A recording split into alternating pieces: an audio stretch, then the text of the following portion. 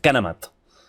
Este es el que te decía de Dexter. Exacto. Nosotros lo que encuentra en el frigorífico, no sé si era el congelador sí. o frigorífico. Sí, el congelador de abajo es lo peor que puedes encontrar en la vida. Claro, a tu hijo descuartizado.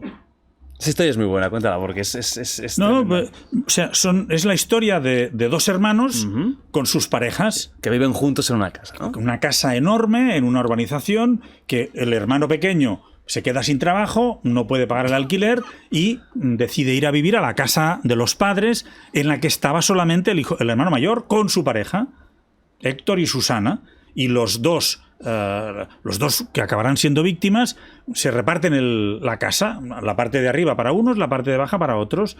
El hermano Hugo, que está casado con Shailin, creo que se llamaba la chica, una chica china, está embarazada, 8 meses, y eso parece que provoca unos celos enormes.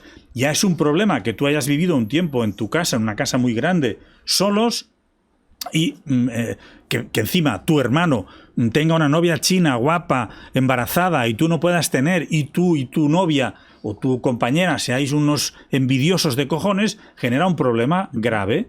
Bueno, pues Hugo y su esposa desaparecen, y los amigos les buscan y no les encuentran, y la madre sufre, y esa noche de un sábado el tercer hermano llega a la casa por sorpresa, sin avisar. Intenta abrir, no puede porque está la llave por dentro. Entonces, espera. Y al cabo de un rato le abren y ve cosas raras, pero son las 2 de la madrugada, no le da más importancia. Al día siguiente se va. Si te he visto, no me acuerdo. Que el hermano estaba desaparecido ya. Y el hermano desaparecido. El otro pregunta, oye, ¿dónde está Hugo? No sé, se habrá ido por ahí. ¿Vale? No te entras en las habitaciones de tu hermano. Estará desaparecido. Bueno, pues al cabo de 3 días, esto era fin de semana, el miércoles, la madre y los amigos hacen una cena, una comida en la casa donde estaban estos chavales. Claro, primero, la madre denuncia y van los mozos.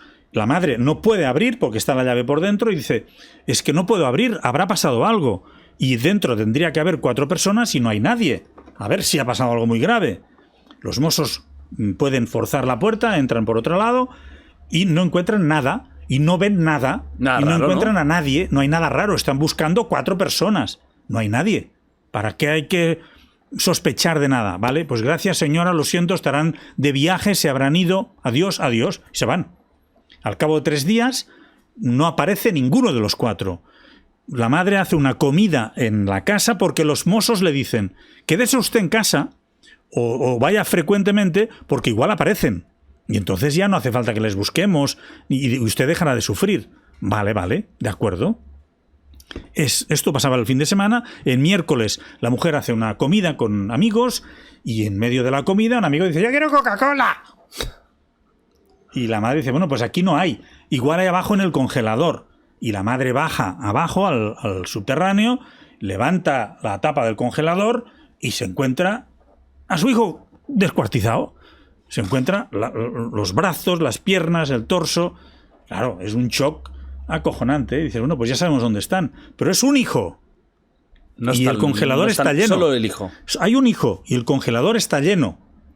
Dices, hostia, a ver si estarán los otros 3 debajo y alguien los ha matado y descuartizado.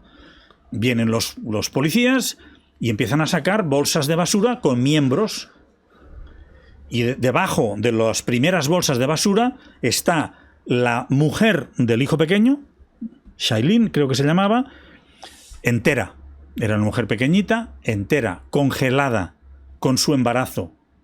Y si ya era duro encontrar a tu hijo descuartizado, encontrar a tu joven, a tu nuera, embarazada de 8 meses, también ahí, muerta a golpes, hostia, ¿qué ha pasado aquí? Y, por lo tanto, ¿dónde están los otros 2? Tenemos un problema. Y ahí los mozos empiezan a decir, bueno, a ver, este señor está descuartizado. La otra vez que vinimos no había sangre. ¿Qué pasó? Entonces viene la científica y empiezan a mirar detalladamente y encuentran alguna gota de sangre. Pero se dan cuenta que en un rincón hay grandes rollos de plástico. Y entonces dicen, tate, esta habitación está demasiado limpia. aquí esto lo plastificaron y lo descuartizaron aquí. Y entonces ven en la estantería la serie Dexter. Dicen, ¿dónde están estos tíos? De ahí lo han pillado. Y ahí los pillaron. Y estos tíos estaban fugados. O sea, Héctor y Susana se fugaron y les pillaron en una zona de Francia durmiendo como dos imbéciles en el coche. O sea, que encima... O sea, además de envidiosos, idiotas. O sea, todo eso. O sea, mató a su propio hermano y a su novia Sí. por celos. Yo creo que por maldad. Ahí la fiscal que entrevistamos, Mar Cuesta, una crack, de verdad. Si te gusta esto, es otro personaje Sí. a tener muy en cuenta porque ha investigado muchos casos y habla súper bien. Nos hizo unas cuantas reflexiones súper potentes, ¿no? Decía, imaginaros cómo debe sentirse la madre y el padre, porque un hijo mata al otro y tú les has dado la misma educación a los dos. ¿Qué pasa ahí para que un hijo mate al otro? Es muy bestia, ¿eh? Y además de esa manera. De esa manera. Parece que fueron las influencias. Sí, pero eso es terrible, ¿eh? Y claro, ¿cómo lo vives eso? ¿Cómo lo vives? Estas cosas son muy bestias. Pierdes dos hijos. Claro. No uno. Claro, pierdes a los dos. ¿Los dos? Pierdes a los dos. Porque luego, ¿qué haces? Vas a la cárcel a ver al otro.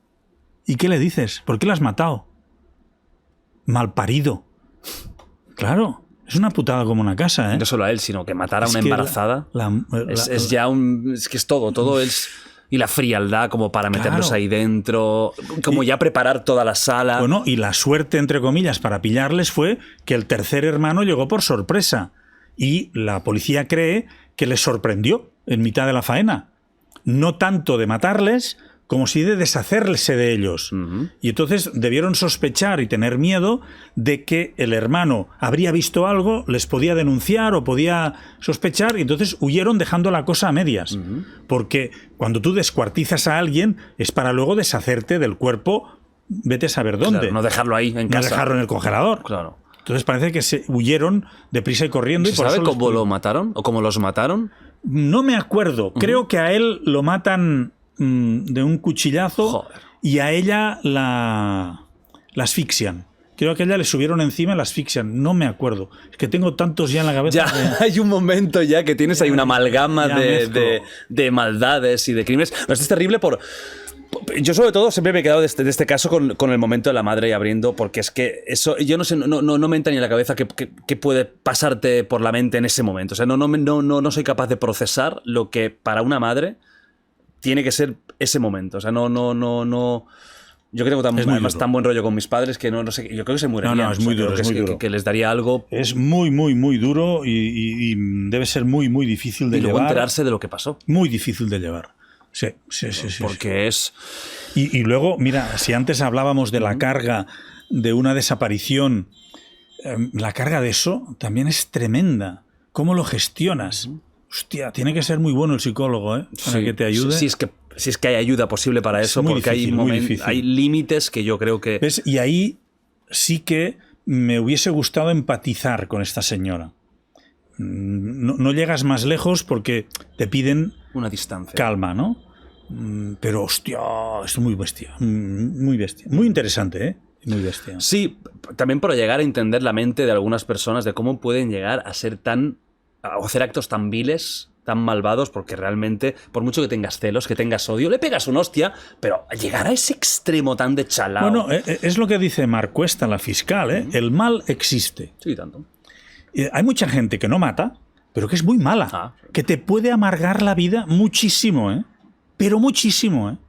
Seguro que hay gente que tiene vecinos, que tiene parientes, que tiene hermanos, que te amargan la vida. Y lo hacen por placer, por joderte. Y les ves en la cara que solo se alegran cuando te joden, cuando te ven sufrir. Y dices, pero me cago en Dios. Hay una, no sé si llamarle fábula o dicho, lo que sea, que lo puedes aplicar a cualquier circunstancia o cualquier colectivo, que es... A mí me lo contaron con los payeses, con los agricultores, pero lo puedes aplicar a catalanes y a mucha más gente, es igual. Que es, un día estaba un agricultor arando su finca y encuentra una lámpara mágica y la limpia y se le aparece un genio. Y el genio le dice, te voy a conceder un deseo, pero con una condición. A tu vecino le daré el doble. Y el agricultor dice, me cago en la leche. Vamos a ver, piensa un poco y dice, claro, si le pido una fortuna, mi vecino será el doble de rico. Eso no me interesa. Piensa un poco y dice, ya está, ya sé lo que quiero. Quiero perder un ojo. Porque el vecino perderá los dos. Hostia. Claro. Hay mucha bestia humana así. Sí. Hay mucha bestia humana así. Y eso nos hace una sociedad tan jodida, ¿no? Tan cabrona. ¿Cómo se llega aquí? Y entraríamos en aquello del se nace o se hace. Un mix. No sé, tío. De todo debe haber. Esos hermanos, ¿no? La pareja de uno, que puede ser muy mala, acaba influyendo de tal modo. Ese hermano ya llevaba maldad dentro. No sé, habría que ver qué hacían cuando eran pequeños. Claro, lo típico de los animales. Claro, ¿no? Que claro. Son ciertos elementos, ¿no? que determinan. Claro.